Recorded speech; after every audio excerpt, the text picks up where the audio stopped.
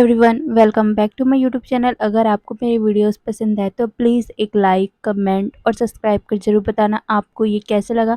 तो चलिए हम आज इसका नेक्स्ट पार्ट या बोलूँ तो लास्ट पार्ट स्टार्ट करते हैं। पिछले पार्ट में हमने देखा था हमारा विंग जिंगी और सिजुई के साथ रहने आ गया था। विंग को यहाँ पर रहने में कोई भी दिक्कत नहीं थी, पर उसे अपनी डिलीवरी के लिए पैसे भी तो जोड़ने थे, इसीलिए वो काम करना चाहता था। पर काम उसे मिल नहीं रहा था। पर हमारे सिजुई के कहने पर उसकी एक फ्रेंड के बुक स्टोर पर उसे काम मिल गया। पर उससे ज़्यादा पैसे थोड़ी ना मिल सकते थे, इसीलिए विंग ने अपनी वेडिंग रिंग को भी बेच दिया था, जिससे उसके पास थोड़ा सा तो मनी आ ही गया था। वहीं अब धीरे धीरे टाइम बीतता जा रहा था। हमारा विंग जिंगी और सिजुई को देखकर कुछ अलग ही थॉट में खो गया था, क्योंकि सिजुई को देखकर ऐसा नहीं लगता था कि वो जिंगी को अपना भाई ही मानता है। उसका मतलब बर्ताव बहुत ज़्यादा अजीब है। कई बार विंग ने जिंगी से कहा भी था, पर जिंगी ये कहकर टाल दिया करता था कि वो बस एक पॉजेसिव भाई की तरह बिहेव करता है। बट हमारे विंग को देखकर ऐसा लगता था कि सिजुई जिंगी को भाई से बढ़कर मानता है, क्योंकि कभी कभार जब जिंगी बाहर जाया करता था और कुछ लड़कों ने उसे छेड़ दिया था, तब वो लड़कों को हमारे सिजुई ने बहुत बुरी तरह से पीटा था। वहीं एक दिन एक डॉग ने हमारे जिंगी के ऊपर भौंक दिया था और जिंगी डर गया था, और उसके नेक्स्ट डे वहां से कुत्ता गायब भी हो गया था, जिसे देखकर जिंगी बहुत ज़्यादा खुश हो गया था। वहीं ये देखकर हमारे सिजुई के होठों में स्माइल आ गई थी। विंग ये देखकर शॉक हो गया था। उसने एक दिन ऐसे ही देखा था कि कैसे सिजुई जिंगी के लॉन्ड्री वाले कपड़ों को स्मेल कर रहा है। ये देखकर विंग को बहुत ज़्यादा अजीब लगने लग गया था। विंग को ये तक पता है कि सिजुई को विंग का यहाँ रहना पसंद नहीं है, बट जिंगी को पसंद है, इसीलिए सिजुई मान गया है। नहीं तो उसी दिन ही हमारे विंग को सिजुई यहाँ से निकाल देता, पर जिंगी के कहने पर उसने यहाँ विंग को रखा है। इस बात से विंग बहुत कंफर्म हो गया है कि हमारे सिजुई को जिंगी पसंद है। वो उसके लिए मतलब कुछ अलग ही डिज़ायर रखता है, पर विंग कुछ भी नहीं कहता। वहीं यहाँ रहते रहते पूरे 3 महीने हो चुके थे। 3 महीनों के बाद वो 3 बच्चों को जन्म देता है। हाँ, यहाँ के ओमेगाओं की प्रेगनेंसी 5 महीनों की होती है। 1 महीने वो वांगजी के पास रहा था, मतलब कि 1 से 2 सप्ताह तो वांगजी के पास ही रहा था ना। उसके बाद वो वेंचिंग के पास चला गया था, तो 2 महीने वहाँ निकल गए और 3 महीने यहाँ, मतलब कि पूरे 5 महीने। 5 महीनों के बाद हमारे विंग ने 3 बच्चों को जन्म दिया था, जिसमें से 2 अल्फा बॉयज़ थे और एक ओमेगा बॉय था। उनमें से बड़े वाले का नाम वी ई शीन था, और वहीं दूसरे बच्चे का नाम वी योआन और तीसरे का वी ईबो था। ईबो बहुत ज़्यादा कमज़ोर था। जब से वो पैदा हुआ है तब से बहुत ही ज़्यादा कमज़ोर है, और साथ में वो ओमेगा भी है, जिस वजह से उसका बहुत ज़्यादा ख्याल रखना पड़ता है। वो थोड़ा सा टेक केयर ना करो तो बहुत जल्दी ही बीमार पड़ जाया करता था। बट शुक्र है जिंगी और उसके मेट्स का, वो विंग के बच्चों को टेक केयर करने में उनका साथ दे दे करते हैं। विंग मतलब उसके ब्रेस्ट में इतना मिल्क नहीं रहता कि वो तीनों बच्चों को फीड करवा सके, उनका पेट भर सके। इसीलिए जिंगी उसके मेड विंग के बच्चों को संभालते थे, और दूसरा जो बाहर से मिल्क मिलता था वो उसे पिलाते थे। वैसे बच्चों को बाहर का दूध तो पिलाना नहीं चाहिए, बट विंग क्या कर सकता है। विंग 3-3 बच्चों को एक साथ फीड नहीं करा सकता, और उसके पास इतना ज़्यादा मिल्क भी नहीं है कि वो 3-3 बच्चों को लगातार मिल्क पिला सके। इसी कारण डॉक्टर ने बोल दिया था कि उसे बाहर का मिल्क पिला सकते हैं, बट अपना भी मिल्क पिलाना है उसके साथ में। वहीं डॉक्टर ने ये तक कहा था कि ईबो थोड़ा सा सीक रहता है, उसको ज़्यादा अटेंशन की ज़रूरत रहती है, उसे बहुत ज़्यादा प्यार की केयर की ज़रूरत होगी। इसीलिए हमारा विंग इन 3-3 बच्चों के साथ तो काम नहीं कर पा रहा था। तो वो अभी-अभी जब से बच्चों को जन्म दिया है, तब से वो काम करना ही बंद कर चुका है, क्योंकि उसे टाइम ही नहीं मिलता। एक बच्चे को वो रखेगा तो दूसरा रोने लग जाता है। बट हाँ, उसका सबसे बड़ा बेटा यी शिन, वो बहुत ज़्यादा समझदार है और साथ में हेल्दी भी, इसीलिए वो तो ज़्यादा रोता नहीं है। बट हमारा ईबो वो बहुत ज़्यादा रोता है। उसको अचानक से ही बुखार भी आ जाता है अगर वो ज़्यादा रोता है। इसीलिए विंग को उसका बहुत ज़्यादा ख्याल रखना पड़ता है। उसकी लाइफ ऐसे ही चल रही थी अपने तीनों बच्चों के अराउंड। तभी एक दिन हमारे सिजुई और जिंगी ने उसे फोर्स किया सोलिन टेम्पल जाने के लिए, वो भी गुसू के उसके फ्रेंड से मिलने के लिए। पहले तो विंग जाना नहीं चाहता था, पर सिजुई और जिंगी ने उसे फोर्स किया जाने के लिए, ये कहकर कि उसके बच्चों के लिए ये अच्छा होगा। मंदिर में बहुत अच्छा वातावरण रहता है और बच्चों को वो वहाँ लेके जाएगा तो बच्चों को भी अच्छा लगेगा। यही सोचकर विंग भी जाने के लिए मान गया था। अब प्रेजेंट का सीन, विंग और वांग जी एक दूसरे के आंखों में देख रहे थे। तभी अचानक से विंग की नज़र अपने रोते हुए बच्चे पर पड़ी और वो उसे शांत करवाते हुए बोलता है, ईबो प्लीज शांत हो जाओ, क्यों रो रहे हो बच्चा, क्यों रो रहे हो, चलो चुप हो जाओ। ये बोलकर वो उसे शांत करवाने लग गया और कहने लग गया कि हम हॉस्पिटल चलते, ओके। ये बोलकर वो उसे हिलाने लग गया था। तभी अचानक से वांग जी के गोद में जो युवान लेटा हुआ था वो भी रोने लग गया, जिसे देखकर विंग युवान को कहने लग गया, युवान बेबी। ये बोलकर वो उसके तरफ वांग जी की तरफ उन दोनों को पिक करने के लिए जा ही रहा था, मतलब कि हमारे युवान और ईशान को पिक करने जा ही रहा था कि हमारा बोबो थोड़ा सा वॉमिटिंग कर देता है मिल्क की, जिसे देखकर विंग उसके बैग को सहलाने लग गया था। वो देख रहा था कि हमारा ईबो कितना ज़्यादा रो रहा है, जिसे देखकर वांग जी अपनी जगह पे स्टफ हो गया था। उसे अपने आंखों पे यकीन ही नहीं हो रहा था कि वो अपने सामने क्या देख रहा है। सच में ये विंग है और क्या ये बच्चे वांग जी और विंग के ही है। वांग जी के दिमाग में यही चल रहा था। तभी वांग जी विंग को देखते हुए कहता है, चलो मैं हम हॉस्पिटल चलते हैं। ये सुनकर विंग उसे इग्नोर करते हुए कहता है, मैं आपके साथ नहीं चलना चाहता। ये सुनकर वांग जी कहता है, मुझे पता है मैंने बहुत बड़ी गलती की थी, बट ये टाइम आर्ग्यूमेंट का नहीं है। बच्चों को हॉस्पिटल ले जाना पड़ेगा इमिडिएटली। ये सुनकर हमारा विंग अपने बच्चों का सोचता है और फिर वो एग्री हो जाता है। विंग वांग जी के गोद से युवान को पिक कर लेता है, क्योंकि युवान भी तो रो ही रहा था ना। उन दोनों को, मतलब कि हमारा विंग ईबो और युवान को शांत करवाते हुए वांग जी के पीछे पीछे चलने लग गया था। वहीं वांग जी के हाथों में अभी भी ईशान ही था। विंग वांग जी के कार में बैठता है और वांग जी अपने हाथों में एक बच्चे को लेकर ही ड्राइव करने लग गया था। कुछ ही टाइम में वांग जी सभी को लेकर हॉस्पिटल पहुंचता है। वांग जी जल्दी से बच्चों को लेकर हॉस्पिटल के अंदर जाते हैं। वांग जी के हाथों में अभी भी ईशान ही था। वो हेल्दी है, इसीलिए उसे हॉस्पिटल में ट्रीट नहीं किया जाता।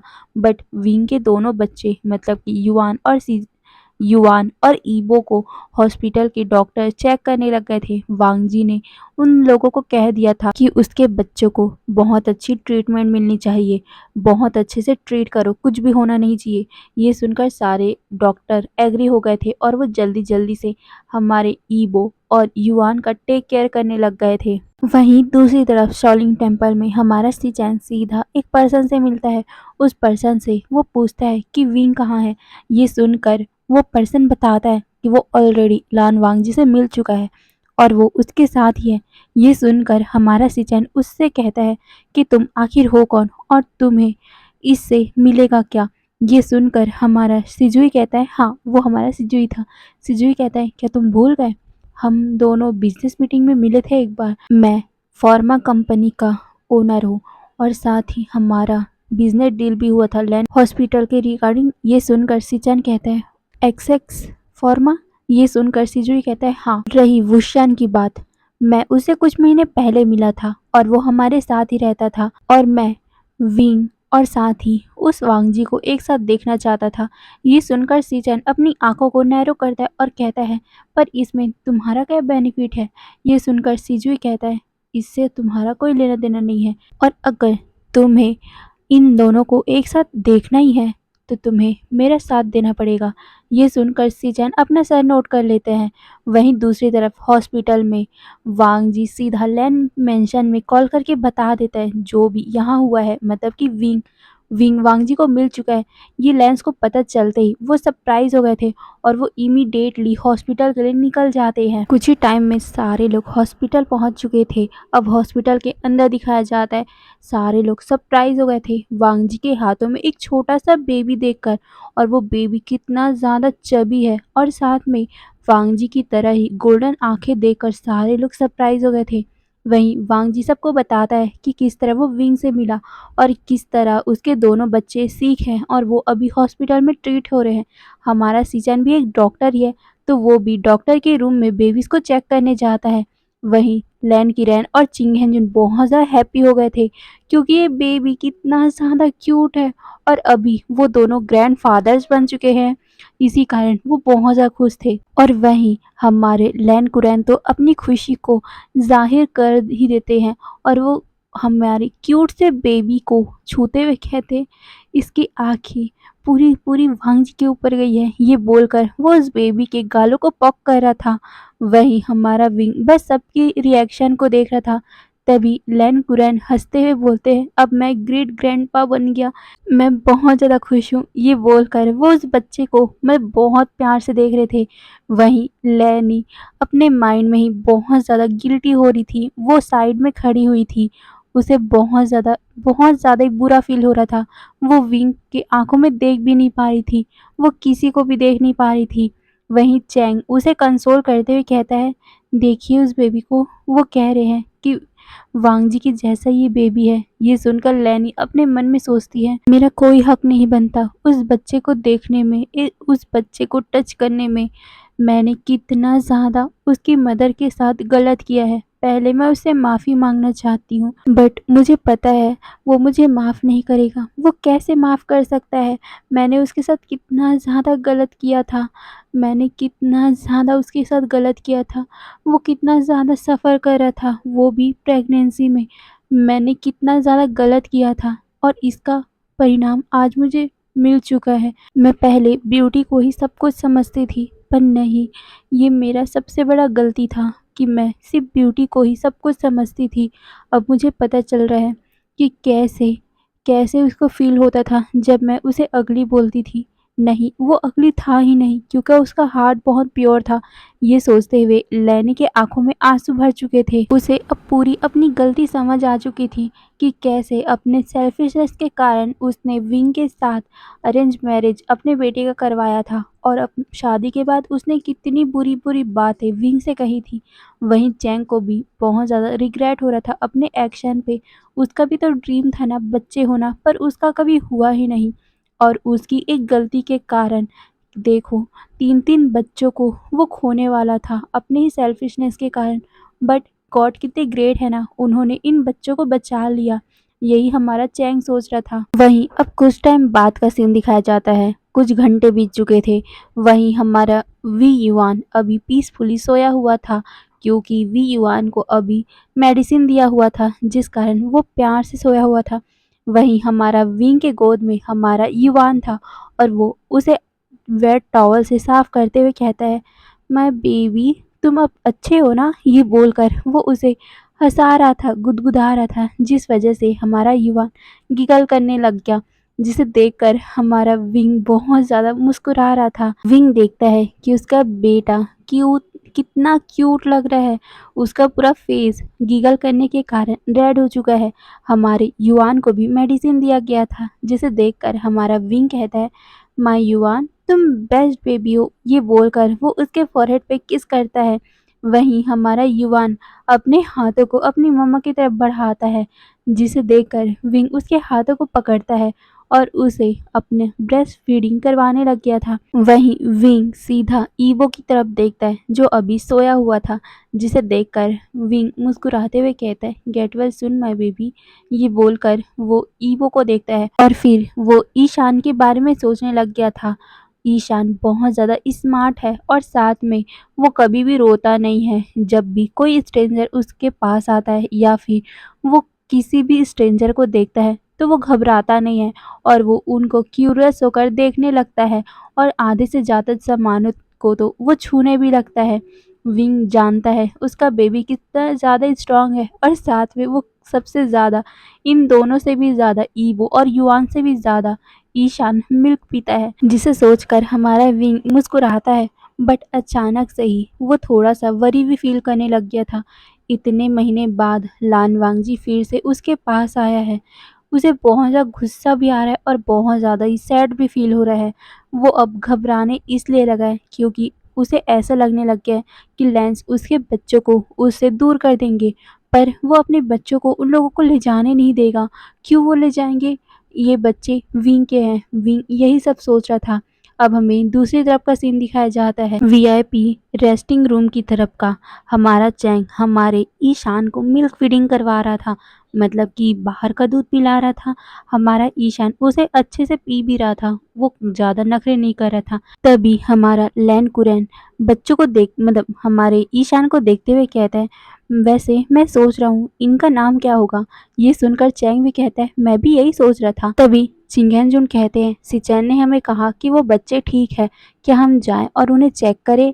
ये बोलकर वो सबकी तरफ देखने लग गए थे। असल में हमारे चिंगेंजुन बहुत ज्यादा ईगर हो रहे थे बच्चों को अपने हाथ में लेने के लिए, बट कोई भी उसे उन मतलब उसके ग्रैंड चाइल्ड को दे ही नहीं रहा था। हमारे ईशान को पहले लैन कुरन पकड़े हुए थे, फिर लान वांगजी पकड़ा हुआ था, और जैसे ही बच्चे को भूख लगी हमारे जेंग ने जेंग चैंग ने उसे पकड़ लिया, जिस कारण हमारे चिंगेंजुन को पकड़ने का मौका ही नहीं मिल रहा था। वो उस बच्चे को कैरी करना चाहते थे, बट कोई भी उसे दे नहीं रहा था, जिस वजह से उन्हें थोड़ा सा बुरा फील हो रहा था। बट एक और बात थी जिसके कारण वो अंदर ही अंदर बहुत ज़्यादा वरी फील कर रहे थे। वो और कुछ नहीं, विंग और लैनी के बारे में था। वो इतने महीनों के बाद कैसे विंग को फेस करेंगे, यही बात हमारे चिंगेन जो सोच रहे थे। वो अपनी वाइफ लैनी को भी देख रहे थे, जो मार्क्स के अंदर कितना ज़्यादा टेंस हो रही है। हमारे चिंगेन जुन लैनी को समझ सकते हैं, वो भी दूसरों लोगों से भी ज़्यादा लैनी कितना ज़्यादा वांगजी अपने बेटे से प्यार करती है, वो बहुत अच्छे से समझते हैं। और वो ये तक समझते हैं कि लांग वांगजी की खुशियों के लिए उसकी मदर कुछ भी कर सकती है, कुछ भी डर्टी खेल खेल सकती है, सिर्फ अपने बेटे की खुशियों के लिए। उन्हें पहले लगता था कि वांगजी इतना ज़्यादा हैंडसम है, तो इस अगली ओमेगा का उसके साथ कोई मैच नहीं है और वांगजी उसके साथ कभी खुश नहीं रह पाएगा। इसीलिए वो हमेशा ही विंग को वांगजी से दूर करने का ट्राई किया करती थी। वो हमेशा ही उसे इंसल्ट करती थी ताकि हमारा विंग वांगजी की लाइफ से चला जाए और हमारी वांगजी की शादी एक बहुत ही खूबसूरत ओमेगा से करा दी जाए, जिससे वांगजी का मैच भी अच्छा रहे और वांगजी उस ओमेगा के साथ खुश भी रहे। और वांगजी की खुशियों के लिए उन्होंने विंग की लाइफ ही बर्बाद कर दी। बट चिंगेन जुन अब इस बात से खुश भी है, क्योंकि लैनी अब अपनी गलतियों को समझ चुकी है और अब वो अपनी गलतियों को सुधारना चाहती है। वो एक न्यू पर्सन बनना चाहती है, जो दूसरों के फेस पे ना जाकर उसके मन को देखे, वो उसके प्यार को देखे। बस हमारी लैनी यही बनना चाहती है। वहीं चिंगेन जुन जानते हैं, भले लैनी कितनी भी सेल्फिश हो, कितनी भी वो डर्टी खेल खेले, बट हमारी लैनी उनसे मतलब कि चिंगेन जुन से और अपने बेटे से प्योर वाला लव करती थी। वो अपने बेटे और अपने अल्फा के लिए कुछ भी कर सकती थी, ये हमारे चिंगेन जुन जानते थे। वहीं दूसरी तरफ हमारा चैंग हमारे क्यूट से ईशान को मिल्क फीड करवाने के बाद वो रेस्टरूम की तरफ जा रहा था, पर अचानक से उसके रास्ते में कोई पर्सन आया जिसने अपने फेस में मास्क पहना हुआ था। हमारे चैंग को कुछ रिएक्शन देने का टाइम भी नहीं मिला कि उस मास्क वाले पर्सन ने उसके नोज में बहुत जोर से पंच मार दिया, और ये पंच इतना ज़्यादा सडनली हुआ था और इतना ज़्यादा फोर्स के साथ हुआ था कि चैंग तो कुछ रिएक्ट ही नहीं कर पाया और वो सीधा अनकॉन्शियस होकर फ्लोर में ही गिर गया। वही वो पर्सन और कोई नहीं, सिजुई था। सिजुई ने ही अपने फेस में मास्क पहना हुआ था और वो चैंग की तरफ देखते हुए कहता है, जिंगी, तुमने जो विश किया था मैंने आज उसे फुलफिल कर दिया। अब नेक्स्ट बारी है मैडम यू की। ये बोलकर उसके आंखों में बहुत ज़्यादा गुस्सा साफ साफ नजर आ रहा था। हाँ, हमारा सिजुई जिंगी के हर एक वर्ड को फुलफिल कर रहा था। पहले जिंगी ने कहा था ना कि लैनी को उसे लैनी के फेस को उसे खराब करना है। जिस तरह विंग के फेस के लिए उसे बुली किया जाता था, वैसे ही लैनी का फेस खराब होने के बाद लैनी को भी दूसरे बुली करे, उसे भी वही दर्द फील हो। हमारे जिंगी का ये विश था और हमारा जिंगी चाहता था कि हमारी लैनी को उसकी गलतियों की सज़ा मिले। तो हमारे सिजुई ने उसका एक्सीडेंट करके हमारी लैनी को सज़ा दे दिया और उसके बाद उसने हमारे वैनिंग को मारने का ट्राई किया। हमारी जिंगी ने बोला था ना कि वांगजी की शादी जिससे भी फिक्स हो वो उसे जान से मारना चाहता है। वांगजी किसी के साथ भी मत रहे, सिर्फ विंग के साथ रहे। इसी कारण हमारे सीजुई ने हमारे वैनी को मारने का ट्राई किया था। वहीं हमारे वैनी को मारने का ट्राई इसलिए भी उसने किया था क्योंकि उसे पता है कि आखिर हमारे सीजुई के फादर को मारा कौन है। हाँ, वो उस दिन अपने फादर के साथ ही तो था जब उसने देखा था कि कैसे वैनिंग की कार से ही उसके फादर का एक्सीडेंट हुआ था और उस एक्सीडेंट में ही उसके फादर चल बसे थे। हमारे वैनिंग को हमारा सीजुई सजा देना चाहता था, बट वैंस ने मतलब कि वैन चौ ने कह दिया था कि उसने एक्सीडेंट किया है, तो हमारे सीजुई की बात कोई भी नहीं माना। और साथ ही हमारे जिंगी ने भी तो कह दिया था ना कि उसे वायलेंस नहीं चाहिए, जो हो गया सो हो गया, प्लीज़ उन लोगों को छोड़ दो। ये सुनने के बाद हमारा सिजुई उस टाइम तो चुप हो गया था, बट बाद में जब हमारी जिंगी ने कहा था कि उसे वांगजी और विंग को साथ देखना है, तो हमारे सिजुई ने जिंगी का विश पूरा करने के लिए सिचैन को कांटेक्ट किया था। पहले तो सिचैन मान नहीं रहे थे कि आखिर ये पर्सन कौन है जो उसे कॉल करके विंग के बारे में बता रहा है, पर उस पर्सन ने मतलब कि हमारे सिजुई ने बताया था कि अगर वांगजी और विंग को एक साथ देखना चाहते हो तो सॉलिंग टेम्पल में मिलने आ जाना। ये सुनने के बाद सिचन को यकीन तो नहीं था, बट एक चांस मिल रहा है तो वो इसे पूरा करेंगे, यही सोचकर वो वांगजी को लेकर वहां पहुंच गए थे और उसके बाद विंग वांगजी से मिल गया था। वहीं हमारे सीजुई ये सब कर रहा है इस बारे में ना ही जिंगी को पता था ना ही विंग को पता था। वहीं सॉलिंग टेम्पल पहुंचने के बाद हमारा सीजुई जिंगी को थोड़ा बहाने से विंग के साथ भेज देता है और बच्चों को अपने पास रखता है, बट हमारा सिजुई जानता था कि विंग तो कभी वांगजी के पास जाएगा नहीं। इसी कारण उसने एक उपाय सोचा और वो बच्चों के सहारे ही मतलब कि छोटे छोटे जो 10-11 साल के बच्चे थे उनके सहारे ही उन अपने छोटे छोटे बच्चों को वो वांगजी के पास पहुंचाते गया। और फिर विंग को जब पता चला कि उसके बच्चे एक स्ट्रेंजर के पास है और वो रो रहे हैं, तो विंग वहां पहुंचा था और उसने वांगजी के पास अपने बच्चों को देखा था।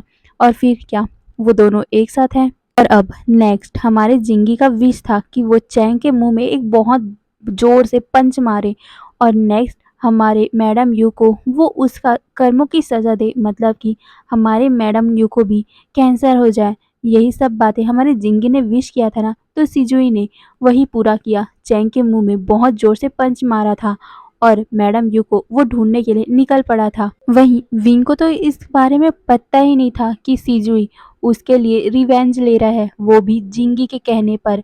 अब हमें नेक्स्ट डे का मॉर्निंग दिखाया जाता है। युआन और हमारा ईबो अब अच्छे हो गए थे, वो अब हेल्दी हो गए थे। वहीं विंग कुछ टाइम बाद उठता है, वो देखता है कि जिंगी के हाथों में खाना है और वो खाना को लेकर अंदर आ रहा है, जिसे देखकर हमारा जिंगी कहता है ईबो अब ओके है। ये सुनकर हमारा विंग कहता है हाँ वो फाइन है, अब वो वॉमिटिंग नहीं कर रहा है। ये सुनकर जिंगी कहता है वैसे तुम अचानक से कहाँ चले गए थे, मैं तो डर ही गया था, बट बाद में मुझे सिजुई ने बताया कि तुम वांगजी के साथ गए हो।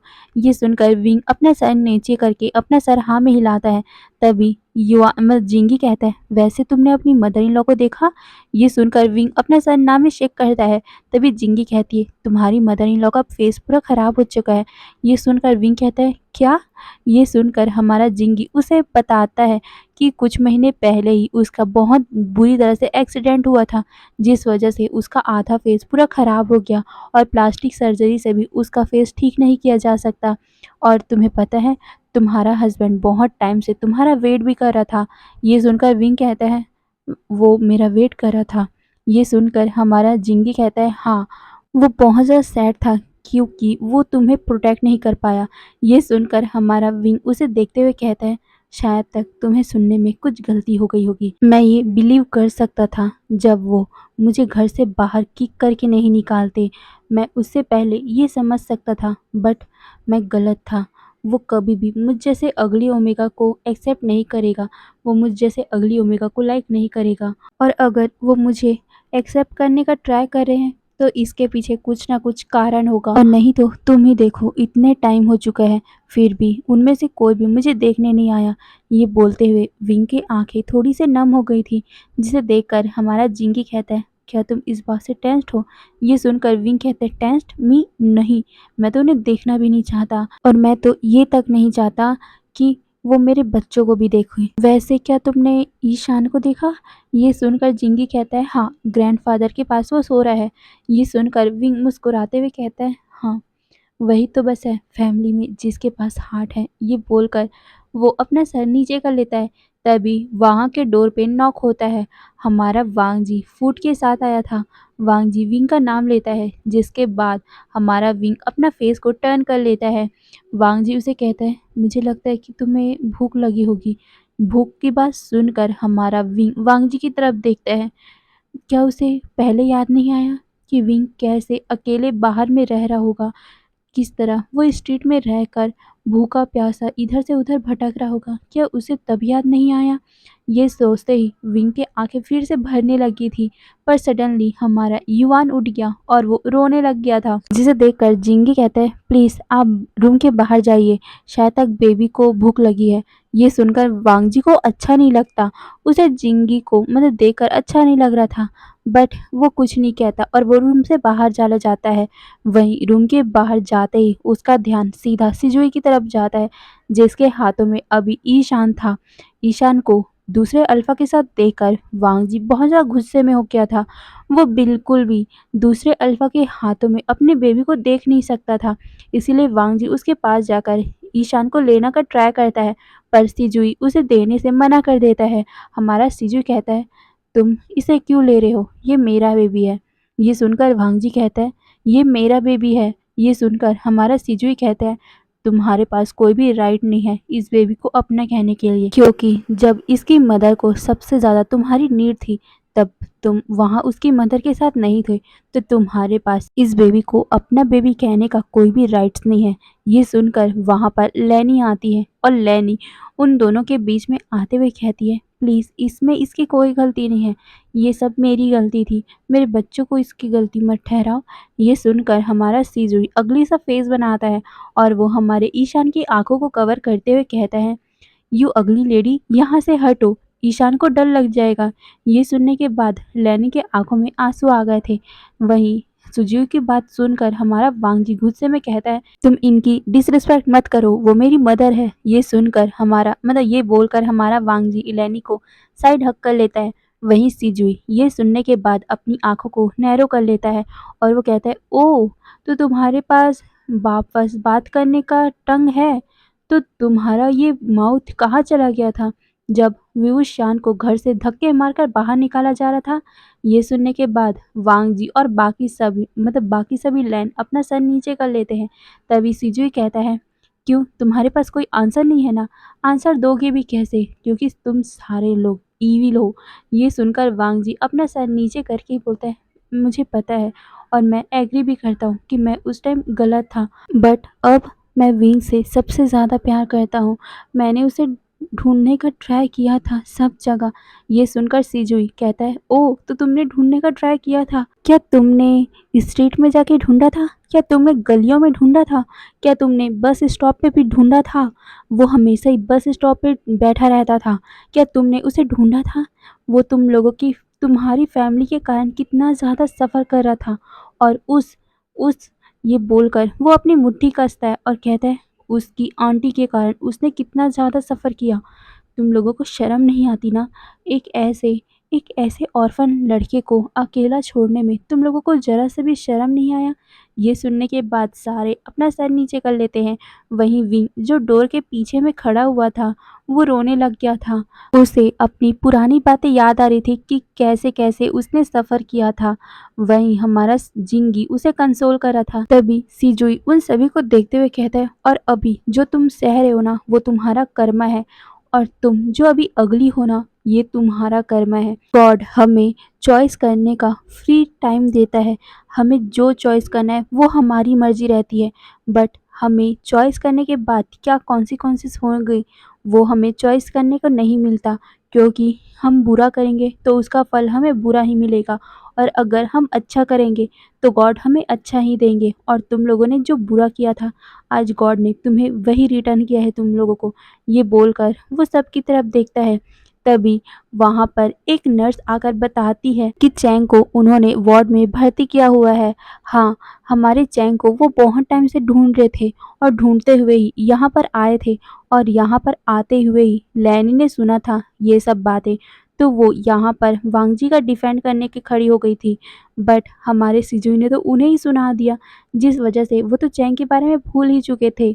और अब जो मतलब नर्स आके बता रही है, तो वो सारे चैंग से मिलने के लिए चले गए थे। वहीं सारे लेंस अभी चैंग के रूम में खड़े हुए थे।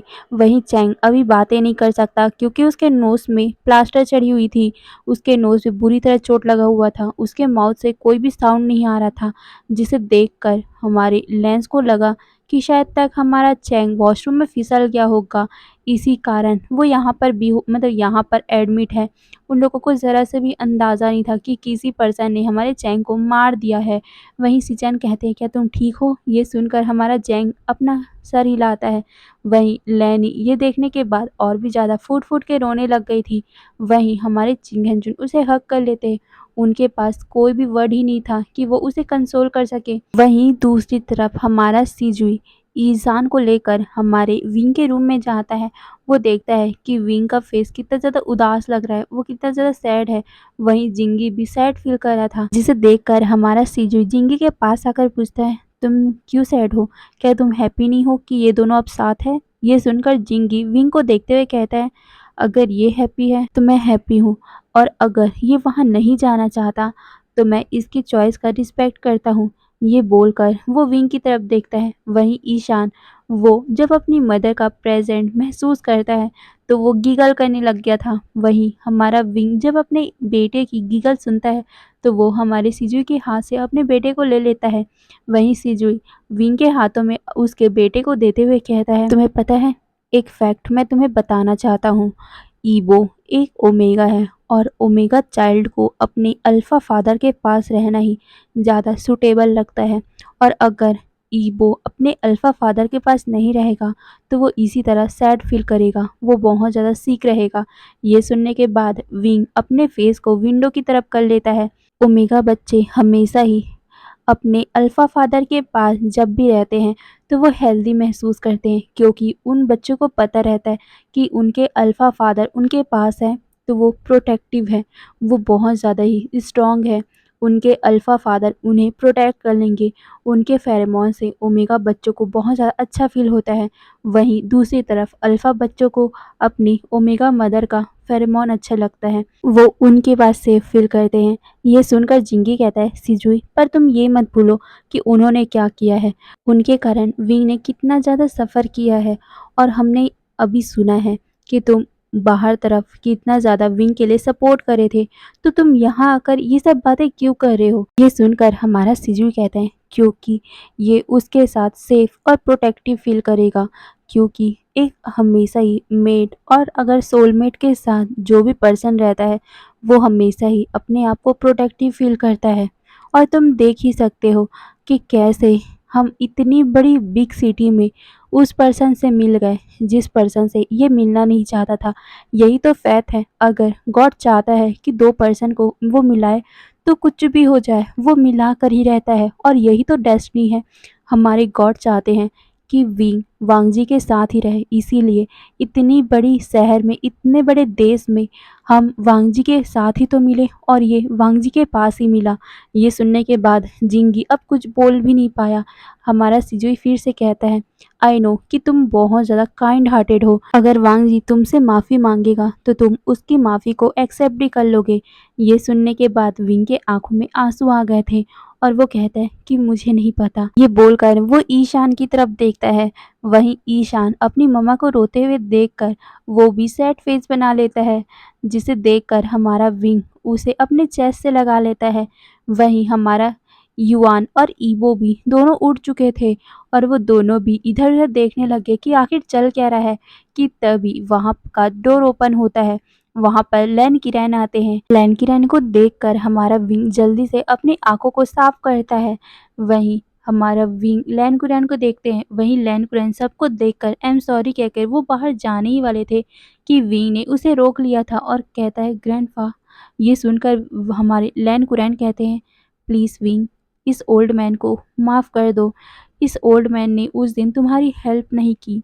ये ओल्ड मैन बहुत ज़्यादा हेल्पलेस था उस दिन, जो तुम्हारे लिए कुछ भी स्टैंड नहीं ले पाया और तुम्हें इतना सफ़र करने दिया।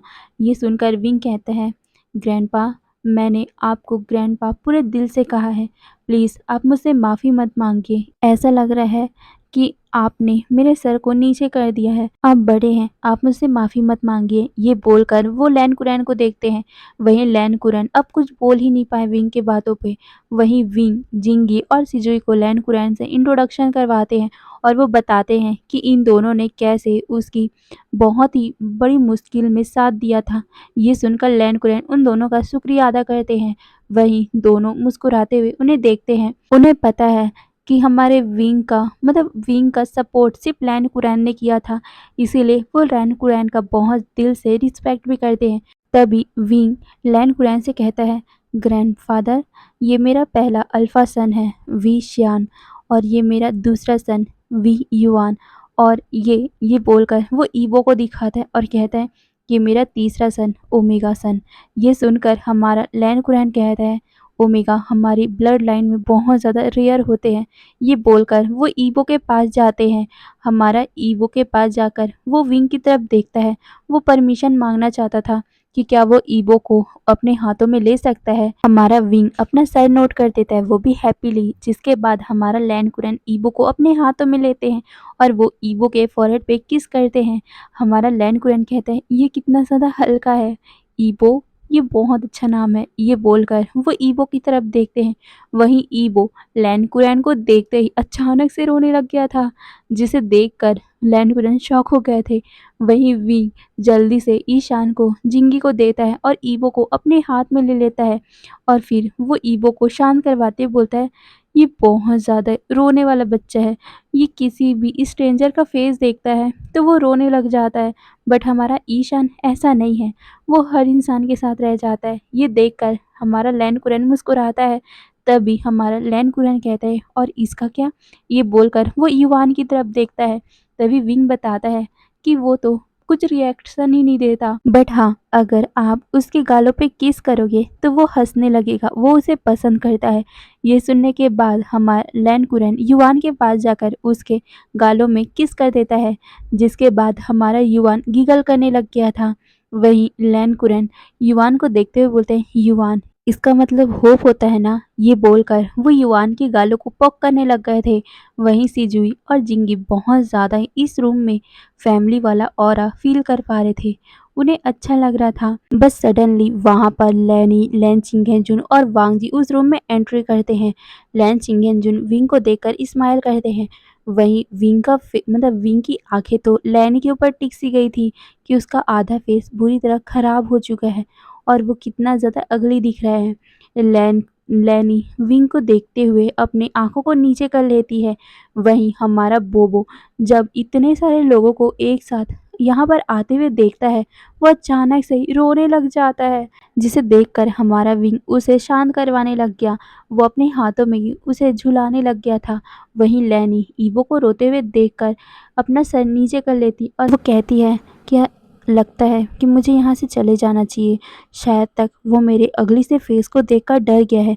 ये बोलकर वो वहाँ से जाने ही वाली थी कि विंग ने उसे रोक लिया और वो कहता है कि नहीं, ये असल में आपका फेस को देखकर नहीं डर रहा है, ये इतने सारे अनजान चेहरों को देखकर डर रहा है, इसे दूसरों के साथ रहना पसंद नहीं है। ये बोलकर वो लैनी को देखता है। वहीं लैनी जब विंग की बात सुनती है, वो विंग की तरफ देखती है, उसके आंखों में आंसू भर गए थे। वहीं ईबो बहुत टाइम तक रो ही जा रहा था, जिसे देखकर वांग जी ईबो और विंग के पास जाता है। वो हमारे ईबो के गालों को लाइटली टच करते हुए कहता है, बॉबी, तुम क्यों रो रहे हो? देखो, तुम गुड बॉय हो ना, गुड बॉय नहीं रोते। ये बोलकर वो उसे अपने हाथ में पकड़ता है और वो उसे हिलाने लग गया था। वहीं हमारा बोबो बहुत टाइम तक रो रहा था, पर अचानक से वांग जी की गोद में जाते ही वो शांत हो गया, जिसे देखकर हमारा विंग बहुत ज़्यादा सरप्राइज हो गया था। तभी सिजुई कहता है, देखो, मैंने बोला था ना, एक ओमेगा बच्चे को अपने अल्फा फादर का फेरोमोन बहुत ज़्यादा पसंद आता है और वो उसके पास ही परफेक्टली फाइन रहता है। ये सुनकर जिंगी उसे शट अप कहता है। तभी लैनी कहती, विशियान, आई एम सॉरी, मैं तुमसे बहुत दिल से माफ़ी माँगना चाहती हूँ। ये मेरी गलती है। इसमें वांग जी की कोई गलती नहीं है। प्लीज़ उसे माफ़ कर दो। ये बोलकर उसके आँखों में आँसू आ गए थे। वहीं विंग, उसे तो अपनी आँखों में बिलीव ही नहीं हो पा रहा था।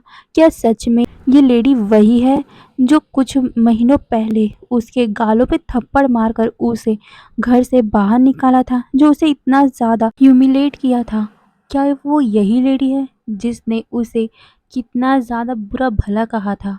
और आज देखो, मैडम लैन उसके सामने भीख मांग रही है, माफ़ी की गुहार लगा रही है और अपना हाथ भी जोड़ा हुआ है। ये देखकर विंग अपने आंसू को रोक नहीं पाया और वो जल्दी से अपने फेस को टर्न कर लेता है। वहीं लैनी विंग से माफ़ी मांगते हुए कहती है, प्लीज़ मुझे माफ़ कर दो। प्लीज़, तुम अगर मुझे माफ़ नहीं करना चाहते तो प्लीज़ मुझे शाउट करो, मुझे स्लैप करो जब तक तुम्हें सेटिस्फैक्शन नहीं मिलता। प्लीज़ मुझे चिल्लाओ, वुशियान, प्लीज़ मुझे चिल्लाओ, पर प्लीज़ मेरी गलती की सज़ा मेरे बेटे को मत दो। तुम्हारे जाने के बाद वो पूरी तरह टूट चुका है। वो पूरी तरह टूट चुका है वुशियान। प्लीज़ मैं तुमसे माफ़ी माँगती हूँ। अगर तुम्हें मुझे माफ़ नहीं करना, प्लीज़ मुझे माफ़ मत करो। बट मेरे बेटे के पास वापस आ जाओ। वो तुम्हारे बिना नहीं रह पा रहा है। वो तुम्हारे बिना जी नहीं पाएगा वुशियान। प्लीज़ मुझे माफ़ कर दो। ये बोलते हुए वो लैनी रोने लग गई थी। वहीं चिंग एंड जुन उसे साइड हग कर लेते हैं। लैनी को अपनी गलतियों का बहुत ही गिल्ट है। वो अपनी पास्ट लाइफ को, मतलब उसको जाके सुधार तो नहीं सकती, बट वो विंग से माफ़ी तो माँग ही सकती है। इसी कारण वो विंग से अभी माफ़ी माँग रही है। वहीं हमारे लैन कुरैन उसके पास आकर उसके शोल्डर पे हाथ रखते हैं और विंग की तरफ देखते हुए कहते हैं, बेटा, मुझे नहीं पता कि तुम माफ़ करोगे या नहीं, बट माफ़ करना ही एक बहुत अच्छा रिवेंज होता है। अगर आप उस पर्सन को माफ़ करे हो जो पहले से ही गिल्टी है, और अगर आप माफ़ करे हो तो और भी ज़्यादा वो गिल्टी महसूस करेगा। वो अपने आप को बेटर बनाने का ट्राई करेगा। ये सुनकर विंग अपने ग्रैंडफ़ादर को देखता है। उसके आँखों में आँसू आ गए थे। वो 1 मिनट के लिए तो साइलेंट रहता है और फिर वो लैनी की तरफ देखता है। लैनी फूट-फूट के रो रही थी अपने हस्बैंड के बाहों में और वो बार-बार बस यही बोल रही थी कि मुझे माफ़ कर दो। मैंने जो भी कुछ किया उसके लिए मुझे माफ़ कर दो। अगर मुझे माफ़ नहीं करना है तो प्लीज़ मेरे बेटे के पास वापस चले जाओ। वो तुम्हें बहुत ज़्यादा प्यार करता है। मैं अपने बेटे को इस तरह टूटा हुआ नहीं देख सकती। प्लीज़ विंग, बस हमारी लैनी अपने हस्बैंड के बाहों में रोते हुए यही बोले जा रही है। वहीं लैनी के फेस में इतनी ज़्यादा आंसू देखकर विंग अपने ग्रैंडफ़ादर की तरफ देखता है। वो, मतलब कि विंग के कानों में ग्रैंडफ़ादर की बातें गूंजने लगी थी कि फॉरगिवनेस ही एक बहुत स्वीट रिवेंज होता है किसी पर्सन के फेस में तमाचा मारने के लिए। क्योंकि अगर कोई इंसान आपसे माफ़ी माँग रहा है इतनी बड़ी गलती करने के बाद भी, और आप आसानी से उसे माफ़ कर दो, तो उस पर्सन को सच में ज़िंदगी भर इस बात का गिल्ट रहता है कि आपने इतना बुरा कुछ उस पर्सन के साथ किया, फिर भी उस पर्सन ने 1 मिनट में ही आपको माफ़ कर दिया। यही तो सबसे बड़ा, मतलब सबसे बड़ा पनिशमेंट होता है उस इंसान के लिए। ज़िंदगी भर ये सोचना कि आपने एक ऐसे पर्सन को हर्ट किया जिसने आपको बहुत आसानी से माफ़ कर दिया उन सभी गलती के लिए। यही तो सबसे बड़ा पनिशमेंट होता है ना। और विंग ये सोचने के बाद लैनी को देखता है जिसके फेस में बुरी तरह से गिल्ट उसे नज़र आ रहा था। विंग उसे नफ़रत करके करेगा भी क्या, क्योंकि जो होना था वो तो हो ही गया ना। इसी कारण विंग गहरी सी सांस लेता है और फिर वो लैनी की तरफ देखते हुए मदर, ये कहता है, जिसे सुनने के बाद लैनी अपनी गीली आंखों से विंग की तरफ देखती है। वहीं विंग उसके पास आकर सीधा उन्हें गले से लगा लेता है, जिसे देखकर लैनी पहले शॉक हो गई थी, पर वो विंग को गले लगाकर फूट-फूट के रोने लग गई और वो बोलने लग गई कि थैंक यू मुझे माफ़ करने के लिए। मैं मनी, पावर, ब्यूटी में इतना ज़्यादा अंधी हो चुकी थी कि मैं तो कुछ देख ही नहीं पाई, और आज देखो मैंने अपना सब कुछ खो दिया, और साथ ही मैं अपने बेटे तक को समझ नहीं पाई। मेरे कारण वांग जी तुम्हें प्रोटेक्ट नहीं कर पाया, मेरे कारण, ये बोलकर वो रो रही थी। वहीं वांग जी ये सब देखने के बाद वो विंग के पास आता है, उसकी भी आंखें भरी हुई थी। वांग जी के एक हाथ में उसका बेबी ईवो भी था, पर दूसरे हाथ से वो विंग का हाथ पकड़ लेता है और वो विंग से कहता है, विंग मुझे भी तुमसे और कुछ नहीं चाहिए, बस मैं तुमसे चाहता हूँ तो सिर्फ माफ़ी। आई एम सॉरी विंग, ये बोलकर वो विंग को देखता है।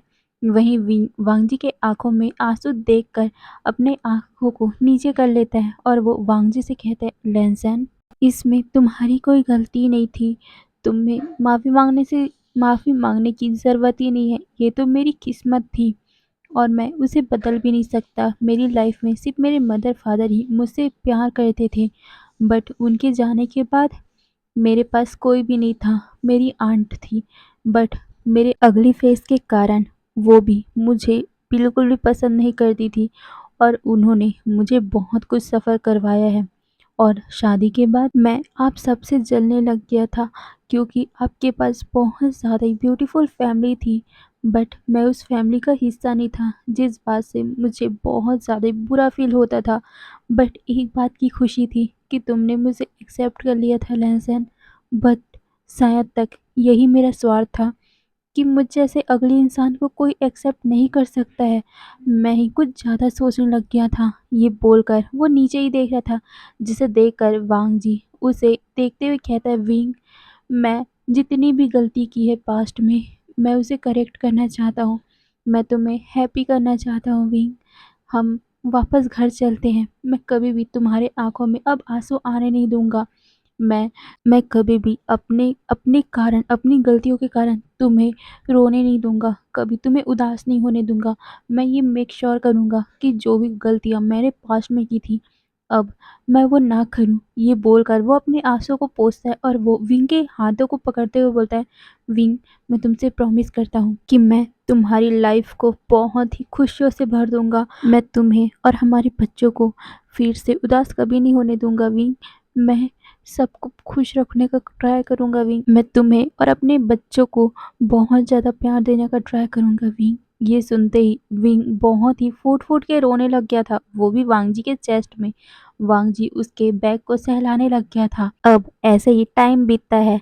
अब सारे लोगों को हमें हॉस्पिटल के बाहर दिखाया जाता है। विंग जिंगी और सिजुई को फेयरवेल विश करता है क्योंकि अब उसने लैंड मैंशन जाने का डिसाइड कर लिया था। वहीं विंग सिजुई को अपने पास बुलाता है अकेले में। हमारा सिजुई और विंग अकेले खड़े हुए थे, तभी हमारा विंग सिजुई को देखते हुए कहता है, थैंक यू, इन सब के लिए थैंक यू। और हाँ, ज़्यादा लेट मत करना, अपनी फीलिंग को जिंगी से एक्सप्रेस कर दो। जिंगी थोड़ा सा अनमेच्योर है, पर वो तुम्हारी फीलिंग को समझेगा। और हाँ, तुम उससे लॉफुली मैरिज कर लेना, पर उससे पहले तुम अपने नाम को उसकी फैमिली के रजिस्टर से हटा लेना। ये सुनकर हमारा सिजुई अपना सर हिलाता है और कहते हैं, थैंक यू आपके एडवाइस के लिए। ये सुनकर विंग स्माइल करता है। तभी हमारा सिजुई विंग के पीछे देखता है और पीछे देखकर वो विंग को कहता है, लगता है कि आपको बहुत जल्दी ही जाना पड़ेगा क्योंकि कोई पर्सन आपको और मुझे बहुत ही अजीब लुक से देख रहा है। जिसे देखकर विंग सिजुई की आंखों को फॉलो करता है और वो देखता है कि लान वांगजी दूर से उन दोनों को किस नज़र से देख रहा है। जिसे देखकर हमारा सिजुई हमारे विंग को कहता है, एक मिनट रुको। ये बोलकर वो सीधा विंग के जो बाल उसके सामने आ रहे थे, वो उसे कानों के पीछे टक कर देता है। तब भी एक आवाज़ आती है, वो रो रहा है, जल्दी आओ। ये सुनकर हमारा सिजुई हंसते हुए कहता है, जेलस। ये बोलकर वो विंग को जाओ के इशारा करता है। वहीं विंग भी उसे बाय कहकर सीधा वांगजी के पास पहुंच गया था। वहीं हमारे लेंस पहले ही निकल चुके थे। वहीं वांगजी बच्चों को केयरफुली गाड़ी के अंदर बैठा चुके थे। वहीं हमारा विंग ईवो को देखता है जो कार के अंदर सो रहा था। जिसे देखकर हमारा विंग कहता है, क्या ये रोया नहीं? ये सुनकर वांगजी कहता है, 1 घंटा पहले तो रो रहा था, बट अब नहीं रो रहा है। बाय द वे तुम लोग क्या बात कर रहे थे? ये सुनकर विंग उसे देखकर बोलता है, ये सीक्रेट है। ये सुनकर वांगजी ममल करते हुए कहता है, सीक्रेट? ये बोलकर वो विंग को देखता है, पर वो आगे कुछ पूछ भी नहीं पाया था क्योंकि अगर ये सीक्रेट है और विंग बताना नहीं चाहता तो वो क्या कर सकता है। इसीलिए वो बहुत भारी दिल से विंग के लिए कार का डोर ओपन करता है और फिर वो विंग और वांगजी कार में बैठकर सीधा लैंड मैंशन के लिए निकल पड़े थे। वहीं वांगजी के माइंड में चल रहा था कि आखिर क्या सीक्रेट हो सकता है इन दोनों के बीच में, बट वो ज़्यादा कुछ पूछ भी नहीं पाता क्योंकि अभी अभी विंग ने उसे माफ़ किया है और अचानक से वो पूछ लेगा कि क्या सीक्रेट छुपा रहे हो, तो ये अच्छा भी नहीं है ना, इसीलिए वांग जी पूछ भी नहीं पाया। अब हमें कुछ टाइम बाद का सीन दिखाया जाता है। वो सभी लैंड मैंशन पहुंच चुके थे तो हमें सीन शिफ्ट करके वांगशान के रूम को दिखाया जाता है। विंग चारों तरफ देख रहा था, कुछ भी नहीं बदला, ना ही उसके क्लॉथ बदले हैं। हाँ, विंग ने जैसे अपने कपड़े छोड़ के गए थे, आज भी उसके कपड़े वैसे ही रखे हुए थे, यहाँ तक कि उसका फ़ोन भी वहीं का वहीं रखा हुआ था, जिसे देखकर विंग चारों तरफ रूम को देख रहा था। वहीं वांग जी अपने तीनों बच्चों को बेड पे अच्छे से लेटाकर उन लोगों की तरफ ही देख रहा था। वहीं वो तीनों बच्चे भी हमारे वांग जी की तरफ ही देख रहे थे। हमारा ईवो तो बहुत ही गिगल कर रहा था, वो बहुत ज़्यादा हैप्पी था। वहीं ईशान, वो तो अपने पैर हाथ को किक कर रहा था, वो भी हवा में। वहीं हमारा युआन, वो अपने थंब को सक कर रहा था। वांग जी ये देखने के बाद साइलेंटली मुस्कुराता है। तभी हमारा वांग जी विंग को बिना देखे ही बच्चों को देखते हुए कहता है, क्या हमें बच्चों के कपड़े लेना चाहिए, क्या उसके लिए कुछ नेसेसरी चीज़ें हमें लेना चाहिए। ये बोलकर वो विंग की तरफ देखता है। वो नोटिस करता है कि विंग पूरे रूम को देख रहा है। ये देखकर वांग जी पूछता है कि तुम क्या देख रहे हो। ये सुनकर विंग बोलता है कि बोबो और जैनी कहाँ हैं। ये सुनकर वांग जी उसे बताता है कि तुम्हें यहाँ से गए 7 मंथ हो चुके हैं और इन 7 महीनों में हमारी जैनी ने 3 बार डिलीवरी कर दिया है। 2 बार में तो 7 बच्चे मतलब कि 7 किटन आ गए थे और अभी हमारा बोबो और जैनी हॉस्पिटल में ही है क्योंकि जैनी फिर से किटन को जन्म देने वाली है। ये सुनकर विंग कहता है 7 किटन्स। ये सुनकर वांग जी उसे कहता है हाँ, और वो लोग बहुत ज़्यादा क्यूट है हमारे बच्चों की तरह। ये सुनकर विंग अपना सर हिलाता है। तभी वांग जी कहता है क्या तुम हैप्पी नहीं हो। ये सुनकर विंग एक पल के लिए चुप हो गया था और वो कहता है नहीं मैं हैप्पी हूँ। क्यों, तुमने ये क्यों पूछा। ये सुनकर वांग जी उसे देखते हुए कहता है बिकॉज तुम्हें देखकर लग रहा है कि तुम किसी चीज़ को मिस कर रहे हो। ये सुनकर विंग कहता है नथिंग, यहाँ पर सब फाइन है। ये सुनकर वांग जी कहता है प्लीज़ बताओ ना तुम्हें क्या परेशान कर रहा है। ये सुनकर हमारा विंग वांग जी की तरफ देखता है। वहीं वांग जी विंग के फेस में डिस्टर्बनेस मतलब कुछ प्रॉब्लम महसूस कर पा रहा है। वो कह रहा है कि वो ठीक है, वो खुश है, बट उसके फेस में साफ साफ पता चल रहा है कि वो किसी चीज़ से परेशान है। विंग एक पल के लिए साइलेंट रहता है और फिर शाय करते हुए वो वांग जी से पूछता है क्या मैं तुमसे कुछ पूछ सकता हूँ। ये सुनकर वांग जी अपना सर हिलाता है। तभी विंग कहता है क्या तुम सच में मुझसे प्यार करते हो या फिर तुमने मुझे यहाँ पर सिर्फ अपने गिल्ड और सब लोगों को अच्छा फील कराने के लिए लाया है या फिर हमारे बच्चों के लिए। ये बात हमारे विंग का बहुत पहले से ही मतलब उसके मन में है। जब से उसने लैंड मैंशन में कदम रखा है तब से वो इस बात को भूल ही नहीं पा रहा है कि उसके साथ पास्ट में क्या क्या हुआ था। इसी कारण वो ये बात वांग जी से पूछ रहा है। वहीं ये वांग जी जब ये सुनता है तब वो कहता है आई नो मैंने तुम्हारे ट्रस्ट को तोड़ा था, बट बिलीव मी अब ऐसा कुछ भी नहीं है। मैं तुमसे सच में बहुत ज़्यादा प्यार करता हूँ। इस दुनिया में सबसे ज़्यादा प्यार मैं तुमसे करता हूँ। I love you, I love you. ये बोलकर वो विंग के पास आता है और वो विंग के दोनों हाथों को पकड़ते हुए कहता है जब तुम मुझे छोड़ के चले गए थे तब मुझे अपनी फीलिंग का अपनी सही फीलिंग का एहसास हुआ था। मैंने तुम्हें बहुत ज़्यादा मिस किया। I love you wing. ये बोलकर वो विंग की आंखों में देखता है। वहीं विंग अपनी आंखों को नीचे कर बोलता है बट मैं तो अगली हूँ ना और मेरे पास कोई भी मनी नहीं है।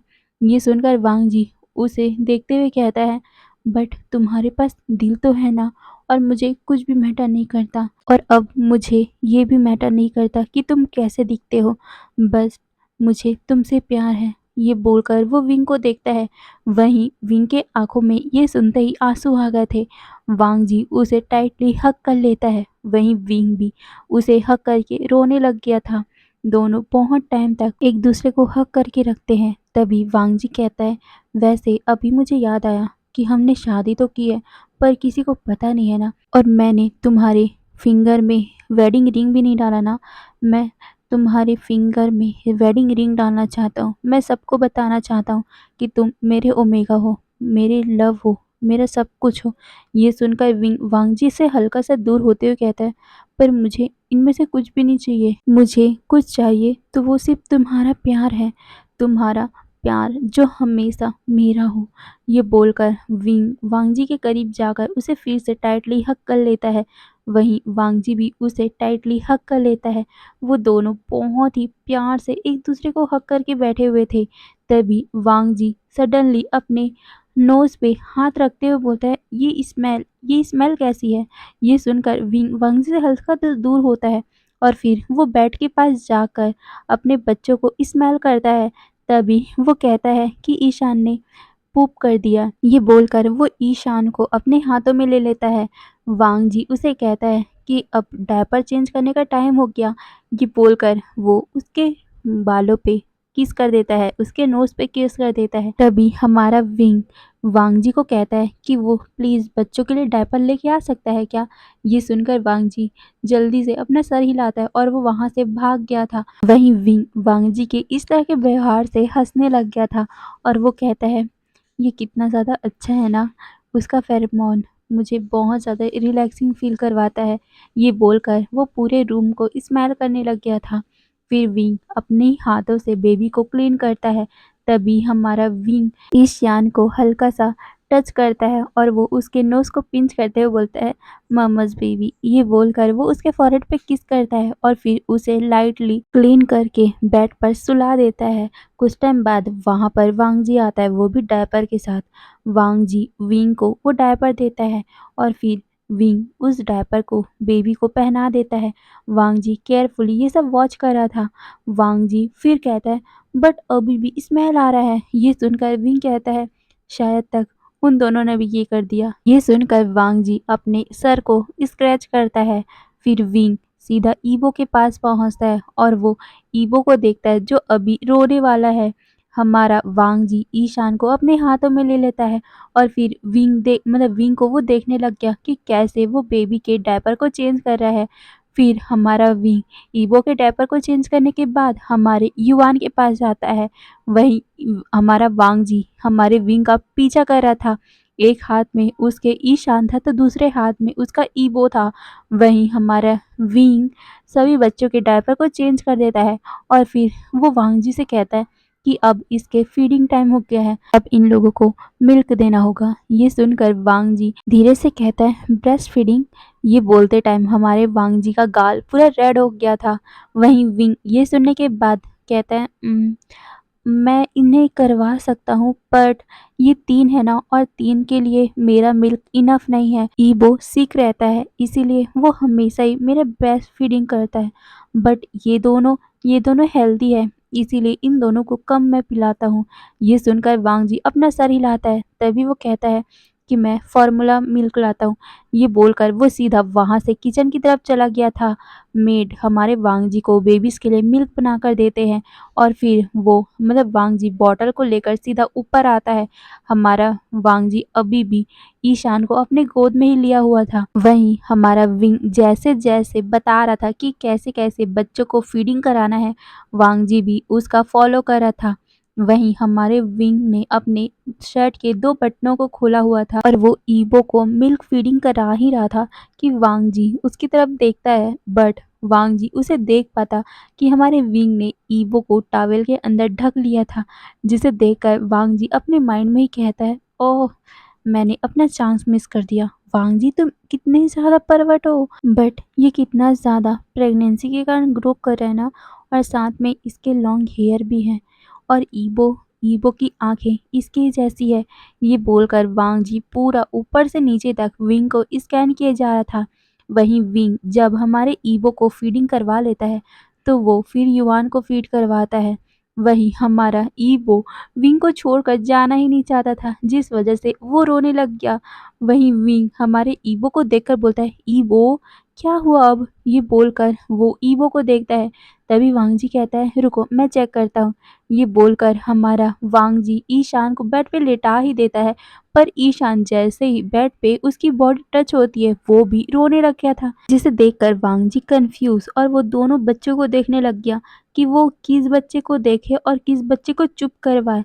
वहीं हमारा विंग आउट बनाते हुए कहता है, इन दोनों को ले लो, इन दोनों को ही डैडी का अटेंशन चाहिए। वहीं वांग जी जब ये सुनता है डैडी वर्ड, तो उसके पूरे कान रेड हो गए थे और वो हमारे विंग को देखने लग गया।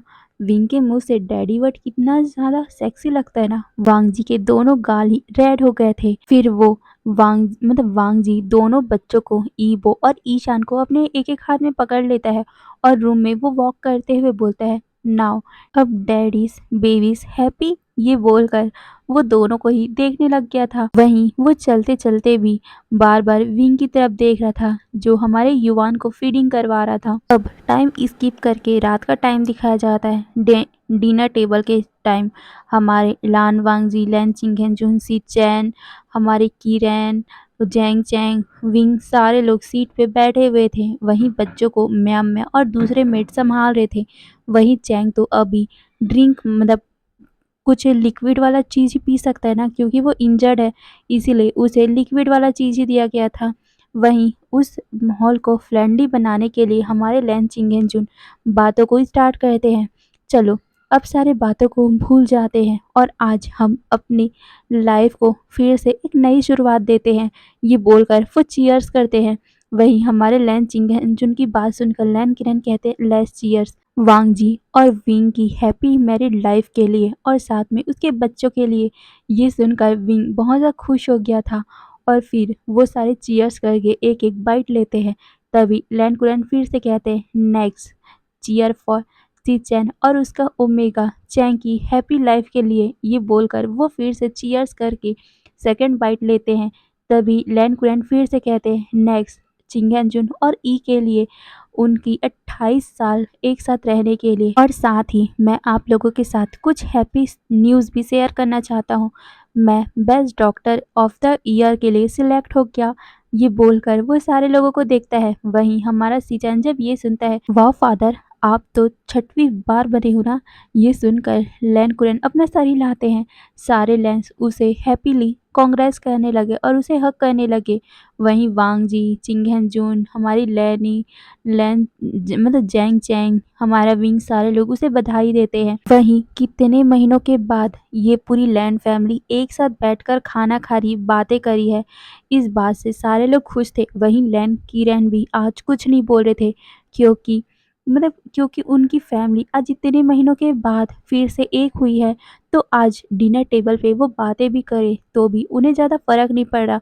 उनका रूल टूट रहा है, फिर भी उन्हें आज बहुत ज़्यादा खुशियाँ मिल रही है, क्योंकि कई महीनों के बाद वो सारे लोग एक साथ बैठकर खाना खा रहे हैं। फिर खाना खत्म होने के बाद हमारा लैन किरण कहता है, अब पनिशमेंट की बारी है, क्योंकि आज हमने खाना खाते हुए बातें किया है, इसलिए हम लोगों को 5-5 बार पूरे रूल को कॉपी करना होगा। ये सुनकर लैनी कहती है, फादर सिर्फ 2 बार, क्योंकि मैंने ज़्यादा बात नहीं किया है। ये सुनकर लैन गुरन कहते हैं, तो 10 बार। ये सुनकर लैनी कहती, ओके सिर्फ 5 बार। ये सुनकर सारे लोग हंसने लग गए थे। अब हमें फिर से सीन शिफ्ट करके वांग जी और विंग के रूम को दिखाया जाता है। पूरे रूम को बच्चों के खिलौने, कैंडल, बहुत सारी मेडिसिन, उनके लिए जो जो ज़रूरी सामान होती है सब कुछ ला के रख दिया गया था।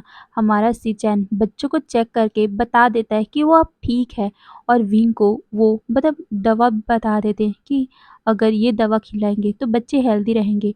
वहीं विंग भी एग्री कर जाता है और फिर सिचैन वहाँ से चले गए थे। वहीं विंग बच्चों को बच्चों वाले कैरेज में लेटा देता है और उनके लिए बहुत ही अच्छा सॉन्ग गाने लग गया था।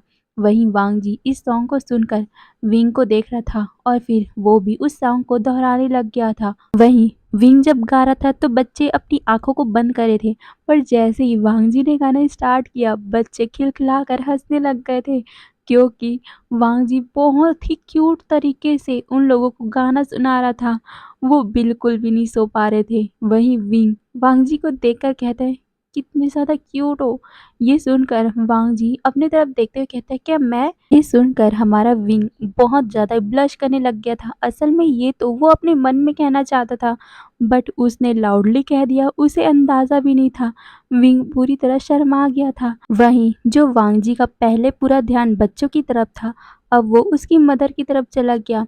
वांग जी विंग से कहते हैं, विंग थैंक यू मुझे फिर से एक्सेप्ट करने के लिए, मुझ जैसे इडियट को एक और बार चांस देने के लिए।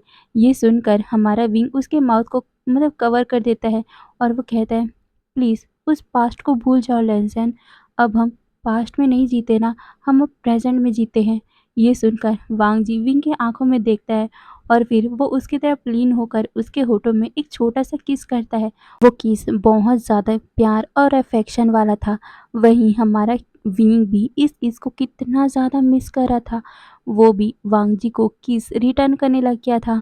वहीं वांग जी जब महसूस करता है कि विंग भी उसे किस रिटर्न कर रहा है, तो वो बहुत ज़्यादा हैप्पी हो गया था और वो विंग का वेस्ट पकड़कर उसे बहुत ही करीब खींच लेता है और वो और भी ज़्यादा रफली किस करने लग गया था। वहीं हमारा विंग उसके शोल्डर के सहारे अपने आप को रेस्ट करता है और वो उस किस को और भी ज़्यादा डीप करने लग गए थे। वो किस कब सॉफ्ट से होकर एग्रेसिव में बदल गया पता भी नहीं चला। उन दोनों का फेरोमोन पूरे रूम में फैल चुका था। वहीं हमारा विंग अब आउट ऑफ ब्रीथ हो रहा था, जिस वजह से वो वांग जी के शोल्डर पे हिट करने लग गया। उसके आंखों में भी आंसू आ गए थे, पर ये खुशी के आंसू थे, क्योंकि इतने महीनों के बाद उसे उसका प्यार फाइनली मिल गया, तो विंग खुश क्यों ना होगा। वहीं हमारा विंग वांग जी की आंखों में देख रहा था कि अचानक से उसे बहुत ज़्यादा ही गिगल की आवाज़ आती है। विंग और वांग जी का ध्यान सीधा नीचे जाता है। नीचे उसके तीनों बच्चे लेटे हुए थे और कितने बड़े बड़े आंखें करके अपनी मम्मा डैडा को देख रहे थे। वो भी सोच रहे होंगे कि उसकी मम्मा डैडा क्या कर रहे होंगे, क्या कर रहे हैं। वहीं ये देखकर हमारा विंग बुरी तरह शाय फील करने लग गया और वो वांग जी के चेस्ट में ही अपना सर छुपा लेता है। अब हमें नेक्स्ट डे का सीन दिखाया जाता है। जेंग जेंग अब बात करने के लिए कब कैपेबल हो गया था। वो सीधा विंग से माफ़ी मांगता है और वो बोलता है कि उसे माफ़ कर दे।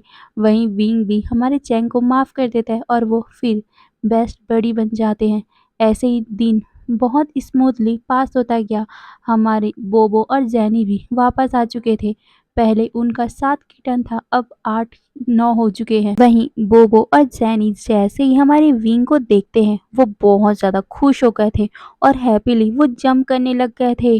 बोबो और जैनी और भी ज़्यादा खुश तब हुए जब उन्होंने 3-3 बच्चों को देखा। वो बहुत ज़्यादा खुश हो गए थे। वहीं जैनी और हमारा बोबो अपने 9 किटन के साथ थे और वो हमारे विंग को हर टाइम फॉलो करते थे। जहाँ हमारा विंग जाता था, बोबो और जैनी उसका पीछा करते थे। वहीं बोबो और जैनी का पीछा वो नौकी टन किया करते थे। वहीं हमारा वांग जी ये सब देख रहा था कि कैसे सारे के सारे कीटन, हमारा बोबो और जैनी, बच्चे तक विंग के साथ ही रहते हैं। वांग जी को तो कोई पूछता ही नहीं। ये देखकर वांग जी प्राउड बना लेता था। ऐसे ही फिर से दिन बीतने लगे। आज बहुत ज़्यादा ही अलग सा डे था, क्योंकि आज विंग से मिलने कोई पर्सन आया था और ये पर्सन और कोई नहीं, मैंग्याओ था। मैंग्याओ अकेला नहीं था, उसके साथ उसका होने वाला अल्फा भी था। वहीं लेंस मैंग्याओ को देखकर बहुत ज़्यादा सरप्राइज हो गए थे। मैंग्याओ बहुत ही बहुत सारे फ्रूट और बेकरी आइटम के साथ आया था। वहीं हमारा लैन कुरैन, सी चैन और चिंगेन जुन हमारे मैंग्याओ के सामने बैठे हुए थे। उन तीनों के हाथों में हमारे विंग के तीनों बच्चे बैठे हुए थे, मतलब कि तीनों बच्चों को उन तीनों ने पकड़ रखा था। वहीं चैंग और हमारे वांग जी को मैंग्याओ का आना बिल्कुल भी पसंद नहीं आया। वहीं मैंग्याओ कहता है, असल में मैं विंग से मिलना चाहता हूँ, वो कहाँ है? ये सुनकर वांग जी विंग को बुलाता है। वैसे तो उसे मैंग्याओ का आना बिल्कुल भी पसंद नहीं आया, पर भी वो कुछ नहीं कर सकता, इसीलिए वो विंग को बुलाता है। वहीं विंग जब आता है तो वो मैंग्याओ को देखकर सरप्राइज ही हो गया था। विंग और मैंग्याओ खड़े होकर एक दूसरे का नाम लेते हैं। वो दोनों एक दूसरे को गले से लगा लेते हैं। विंग को पता है कि मैंग्याओ इतना ज़्यादा बुरा नहीं है और वो मैडम यू के प्लान में बिल्कुल भी शामिल नहीं हुआ होगा, उसे पता है। इसीलिए वो मैंग्याओ को बहुत प्यार से मिलता है। वही मैंग्याओ पूछता है कि तुम कैसे हो? ये सुनकर विंग उसे बताता है कि वो अच्छा है। ये सुनकर हमारा मैंग्यो उसे कहता है मुझे अच्छा लगा। ये सुनकर हमारा विंग पूछता है और तुम्हारा क्या? ये सुनकर मैंग्यो खुशी-खुशी बताता है कि उसके साथ भी बहुत अच्छा चल रहा है।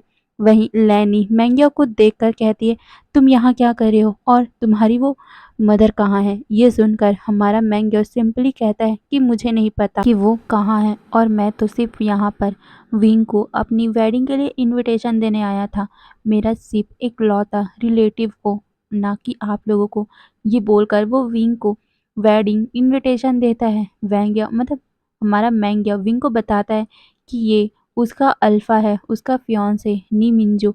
ये बोलकर वो नी मिंजो को विंग से इंट्रोडक्शन करवाता है। विंग को नी मिंजो ग्रीट करते हैं, विंग भी उसे ग्रीट करता है। तभी मैंग्या उसे कहता है कि मैं तुम्हें बहुत सा मिस कर रहा था और मैं तुमसे मिलना चाहता था, इसीलिए मैं तुम्हारे पास आ गया। और उस दिन जब तुम्हारी शादी थी, मदर और मैं युनमेंग चले गए थे और जो भी पैसा मिला था तुम्हारी शादी एक ऐसे पर्सन से करवाने का जो कभी बाप नहीं बन सकता, उस पैसे से उन्होंने एक अपार्टमेंट खरीदा था। वहीं मैंग्यो ने जब बोला था कि वांग जी कभी बाप नहीं बन सकता, वो बाप ना बनने वाले पर्सन से हमारी विंग की शादी करवा दी है। इस बात से वांग जी को गुस्सा आता है, पर वो कुछ नहीं बोलता। वहीं मैंग्यो बताता है कि हम लोग यूनमेंग चले गए थे। मदर वहाँ जाने के बाद पूरी तरह चेंज हो गई थी। वो बार में जाने लग गई थी, वो गैम्बलिंग करने लग गई थी, ड्रिंक करने लग गई थी और उसके बाद मेरा स्टडी भी छूट गया था और अचानक से एक दिन वो कहीं गायब हो गई। मैं समझ चुका था कि मदर बहुत ज़्यादा पैसे को दूसरे लोगों से ले चुकी है। तुम्हें पता है, एक दिन मैं जब घर से बाहर निकला तो मुझे पता चला कि सारे लोग जितने भी मदर ने पैसे लिए थे वो सारे घर के बाहर खड़े हुए थे और उनसे मुझे पता चला कि उन्होंने इस घर को भी, उस अपार्टमेंट को भी बेच दिया था। मेरे पास कहीं भी कोई भी जगह नहीं था। तब मैं बहुत ज़्यादा डर गया था कि मैं कहाँ जाऊँ। फिर मैंने डिसाइड किया कि मेरे पास जितने भी पैसे बचे हुए थे मैं उनसे चिंघाई जाता हूँ और मैं वहाँ गया और वहाँ जाने के बाद मैं इनसे मिला और ये ही मेरे सर्वाइवर हैं और साथ में अब मेरे ही लाइफ पार्टनर भी बन चुके हैं। ये सुनकर विंग बोलता है इसमें कोई भी बड़ी बात नहीं है, उसे तो अपने बच्चे तक का केयर नहीं रहा। तुम्हें पता है तुम्हारी मदर ने मेरा और वांगजी का शादी क्यों करवाया? ये बोलकर वो सब बातों को हमारे मैंग्यो को बता देती है। वही मैंग्यो अपनी मदर को ही कर्ज करते हुए कहता है वो कितनी ज़्यादा हार्टलेस है, वो कैसे इस दुनिया में रह सकती है। मैं तो चाहता ही हूँ कि गॉड उसे पनिश करे और वो इस दुनिया में बिना पनिशमेंट का रह भी ना पाए, उसे उसके लाइफ में हमेशा ही पनिशमेंट मिलती रहे। ये बोलकर मैंग्यो कर्ज करने लग गया था। वो बिल्कुल भी नहीं चाहता था कि इस तरह की मदर उसके पास रहे, जो खुद अपने बच्चे को इतना ज़्यादा सफ़र करते हुए देख सकती है। वहीं हमारा विंग मैंग्यो को अपने तीनों बच्चों से मिलवाता है और नी मिंजो से भी। वहीं मैंग्यो ये देखने के बाद बहुत ज़्यादा खुश हो गया था कि अब विंग बहुत ज़्यादा खुश है। वहीं हमारा मैंग्यो सीक्रेटली विंग से पूछता है कि आखिर लैनी के फेस को क्या हुआ। हमारा विंग बता देता है कि आखिर क्या क्या हुआ। ये सुनकर हमारा मैंग्यो तो पहले लैनी को पंच करना चाहता था, बट हमारे विंग ने बताया कि वो अपनी गलतियों के लिए बहुत ज़्यादा गिल्टी है। ये सुनने के बाद मैंग्यो शांत हुआ और फिर वो सारे लोग बैठकर खाना खाते हैं। खाना खाने के बाद हमारा नी मिंजू और मैंग्यो सभी लोगों को इनवाइट करते हैं और फिर वो अपने घर के लिए निकल पड़े थे। अब हमें सीन शिफ्ट करके लैन मेंशन का ही सीन दिखाया जाता है। आज लैन शू मतलब कि लैन किरण की वाइफ का आज 15वां डेथ एनिवर्सरी था, इसीलिए उन्होंने डिसाइड किया था कि जितने भी ऑर्फन जो गरीब रहते हैं सड़कों में वो उन्हें खाना देंगे। तो लैंस पूरे खाने के आइटम को लेकर ऑर्फनेज में और जो भी स्ट्रीट में रहने वाले लोग हैं वो उन्हें बांटने के लिए चले गए थे। वहीं बच्चों को लैनी और चैंग संभाल रहे थे। विंग भी लैन कुरैन हमारे वांग जी और बाकी लोगों के साथ चले गया था। वांग जी और विंग खाने के बॉक्सेस को सारे लोगों को जितने भी स्ट्रीट में रहने वाले थे वो उन्हें दे रहे थे। तभी विंग देखता है एक ओल्ड लेडी पेड़ के नीचे में बैठी हुई है, उसका फेस पूरी तरह से कवर है, जिसे देखकर विंग उसके पास जाता है और वो उस लेडी को उठाता है और वो फूड का बॉक्स को उसे देने लग गया था। बट अचानक से ही उस लेडी ने उसका हाथ पकड़ लिया, जिसे देखकर विंग अपने हाथ को छुड़ाने लग गया था, बट वो लेडी धीरे से विंग का नाम लेती है। वहीं विंग अपना हाथ छुड़ाकर जल्दी से वहां से चला गया था। वहीं वो लेडी विंग को जाते हुए देखती है और फिर वो जल्दी से उस खाने के बॉक्स को ओपन करती है और उसे जल्दी जल्दी से खाने लग गई थी, क्योंकि उसे कितने दिनों से खाना नहीं मिला था। वहीं खाते टाइम उसके नोज से ब्लीडिंग भी होने लग गई थी, पर उसे उससे कोई फर्क नहीं पड़ता और वो जल्दी से उसे अपने हाथों से वाइप करती है और फिर से वो खाना खाने लग गई थी। ऐसे ही दिन पास होता है। अब एक दिन का सीन दिखाया जाता है। आज हमारे सिंह चैन और श्रेयांक की वेडिंग थी। हाँ, उन दोनों की वेडिंग। और शाओस और लेंस के बीच में भी अब सब कुछ ठीक हो चुका था। लैनी ने खुद हमारे शुयांग का नाम सजेस्ट किया था हमारे सिंह चैन के लिए। वहीं हमारा शुयांग और सिंह चैन को भी इससे कोई प्रॉब्लम नहीं था, क्योंकि धीरे धीरे वो एक दूसरे को पसंद करने लग गए थे। वहीं वांग जी और विंग भी एक दूसरे के साथ वहां पर खड़े हुए थे। वो बहुत ज़्यादा ही खूबसूरत लग रहे थे और उनके बच्चे भी बहुत ज़्यादा क्यूट लग रहे थे। फिर लेंस एक फैमिली फ़ोटो लेते हैं, वो भी न्यूली वेड्स कपल के साथ, और साथ में उनको एक गिफ्ट देते हैं, वो भी एक्सपेंसिव कार। ऐसे ही अब 2 साल बीत चुके थे। विंग ने अपना पोस्ट ग्रेजुएशन भी पूरा कंप्लीट कर लिया था, वो भी वांग जी की हेल्प से, और अब उसने अपना बिजनेस भी स्टार्ट कर लिया था। हमारा विंग बहुत ज़्यादा ही फेमस हो गया था पूरी कंट्री में, और साथ ही उसे यंगर बिजनेसमैन के लिए बहुत अच्छे से टाइटल भी किया गया था।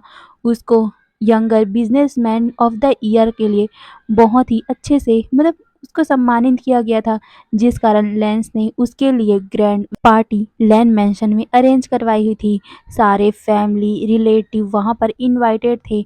मैंग्या और नी मिंजू भी वहां पर अपने न्यूबॉर्न बेबी के साथ आए थे। वहीं हमारा सिंह चैन भी अभी प्रेग्नेंट था। सिजुई और जिंगी भी अभी न्यू न्यू वेडिंग किए थे। हमारे सिजुई ने हमारे जिंगी को लास्ट ईयर ही प्रपोज किया था। पहले तो जिंगी एक्सेप्ट नहीं करना चाहता था, बट धीरे धीरे वो भी सिजुई के लिए प्यार में पड़ने लग गया और 2 महीने के बाद ही उन दोनों ने शादी कर ली थी। वहीं हमारी वैन किंग और यानली भी वहां पर अपने बच्चे के साथ आए थे। वहीं यानली ने विंग से माफ़ी मांग ली थी कि उसने वैन किंग और उसके ऊपर गलत, मतलब सबका आरोप लगाया था और साथ में उनके लिए गलत गलत बातें की थी, और उन दोनों के ऊपर उसने उसने विश्वास नहीं किया था। विंग ने भी उसे माफ कर दिया था। वहीं चैंग और सीचैन भी हमारे ईशान, युआन और ईबो को तैयार करे थे। वो तीनों कितने ज़्यादा क्यूट लग रहे थे। वहीं हमारा वांग जी और विंग गेस्ट को वेलकम करे थे। लैन चिंगेंजून, लैनी और लैन कुरन एक दूसरे के साथ गेस्ट से बातें कर रहे थे। सारे लोग बहुत ज़्यादा इंजॉय कर रहे थे। सब लोग बहुत ज़्यादा हैप्पी थे। फिर हमारा विंग अपने हाथ में माइक पकड़ता है और वो सबसे कहने लग गया, थैंक यू सो मच, आप सभी यहाँ आए, थैंक यू सो मच मुझे सपोर्ट करने के लिए, थैंक यू सो मच मुझे इंकरेज करने के लिए, मेरी जर्नी के लिए, और स्पेशली मेरा हस्बैंड लैनसन और मेरी family, thank you so much. ये बोलते हुए उसके आंखों में आंसू आ गए थे और विंग कहता है, थैंक यू सो मच। मैं कभी भी सोच नहीं सकता था कि मेरी लाइफ में भी ऐसी अपॉर्चुनिटी आएगी। Thank you so much everyone, thank you so much इतना ज़्यादा प्यार करने के लिए। मैंने तो सोचा भी नहीं था कि आप सभी मुझे इस रूप में एक्सेप्ट करोगे भी। आप लोग मुझे इंकरेज करते थे। मैं कभी कभार डगमगा जाता था, पर आप सभी ने मुझे इंकरेज किया और मेरे ट्रू सेल्फ को ही सबके सामने लाने का इंकरेजमेंट किया। Thank you so much. आप सभी ने मुझे इस प्रकार एक्सेप्ट किया। Thank you so much. मैं जैसा हूँ वैसा मुझे एक्सेप्ट करने के लिए किसी ने मुझे बदलने के लिए फोर्स नहीं किया। Thank you so much. ये बोलकर वो सबकी तरफ देखता है और फिर वो लैनसन के पास जाकर उसके गालों में मतलब गालों में किस कर देता है, जिसे देखकर सारे लोग क्लैपिंग करने लग गए थे। तभी वांग जी कहता है, वैसे तुम्हारी बुराइयां भी मेरे आंखों के सामने परफेक्ट ही होगा। तुम जितने भी बुरे हो फिर भी मेरे लिए बहुत ज़्यादा ब्यूटीफुल हो और मेरे लिए दुनिया के वन एंड ओनली पीस हो। ये बोलकर वो विंग के फॉरहेड पे किस कर देता है और फिर वो सबको देखते हुए कहता है, लेट्स पार्टी इंजॉय करो। ये बोलकर वो वाइन के बॉटल को खोलता है और वो सबके ऊपर डालने लग गया था। मतलब कि जैसे इंजॉयमेंट पार्टी करते हैं तो बॉटल को ओपन करते हैं ना, वैसे ही वांग जी भी करता है। और फिर पार्टी ख़त्म होने के बाद हमारा वांग जी ईशान के पास जाकर सीक्रेटली बोलता है, बेबी आज मैं तुम्हें एक कुछ चीज़ मांगना चाहता हूँ। क्या तुम अपनी मम्मा चैंग के साथ सोच सकते हो? मैं तुम्हें कल चॉकलेट केक ला के दूंगा। ये सुनकर हमारा ईशान कहता है, ओके डैडी।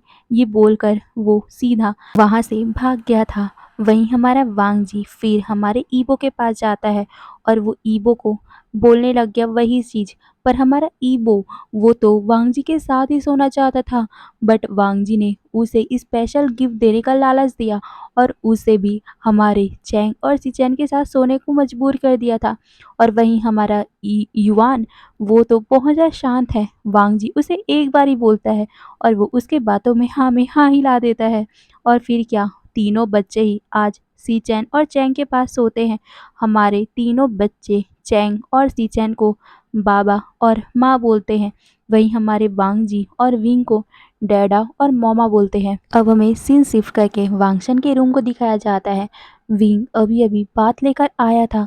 उसने टॉवल को अपने चेस्ट से अपने नील्स तक कवर करके रखा था। वहीं वांग जी पहले ही शावल लेकर बेड पे बैठा हुआ था और वो विंग का इंतजार कर रहा था।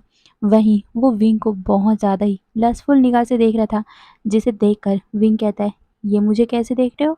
ये सुनकर वांग जी कहता है, हनी आओ ना। ये बोलकर वो उसे बेड पर आने का इशारा कर रहा था।